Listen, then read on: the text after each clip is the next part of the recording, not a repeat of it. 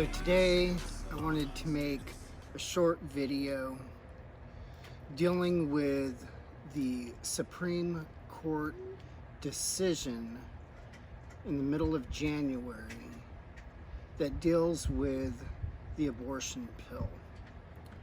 And this was the first case that had something to do with abortion since the recent appointment,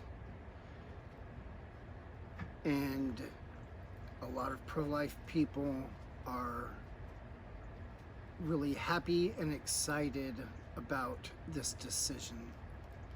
Well, I wanted to take a quick look at it and maybe talk about some of the implications. The decision, as said by Justice Roberts, the Supreme Court Justice, the Chief Justice, he says that he does not see that there is a sufficient basis for the district court to compel the FDA to alter the regimen for medical abortion. And this is what the pro-life people are calling the win. Now what I want to do is talk about what Chief Justice says and then get into what this means. He starts out at the very beginning by saying, the question before us is not whether or not the requirements for dispensing mifepristone impose an undue burden on a woman's right to an abortion as a general matter. The question is instead whether or not the district court properly ordered the Food and Drug Administration to lift those established requirements because of the court's own evaluation of the impact of the COVID-19 pandemic. So straight away, even though the pro-life movement is saying that this is a good thing and they're cheering it on, what we're seeing is he first off talks about this decision having nothing to do with abortion directly, right? That this in no way deals with a woman's right to an abortion.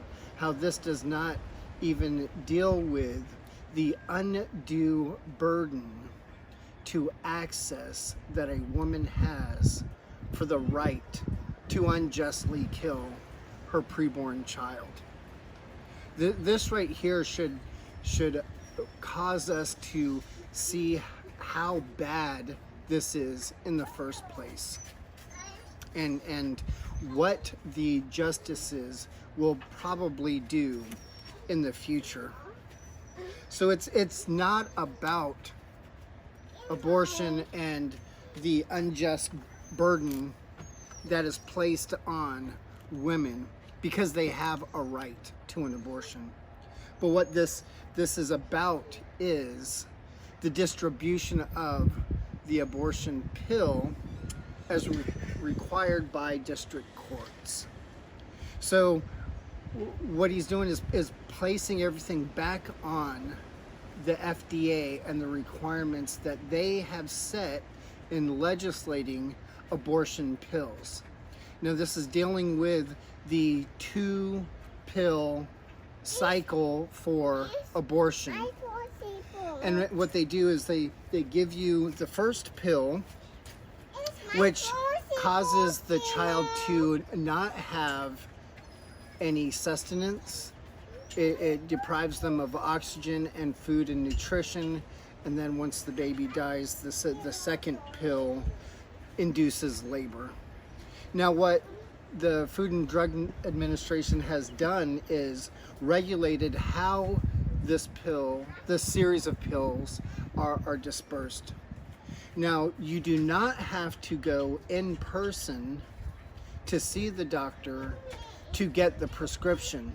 This can be done through telecare or telemed, whatever thing they happen to use. You can do this on the computer and have your interview on the line with the doctor. You do not also have to take the pill under medical supervision. This is what the Food and Drug Administration says.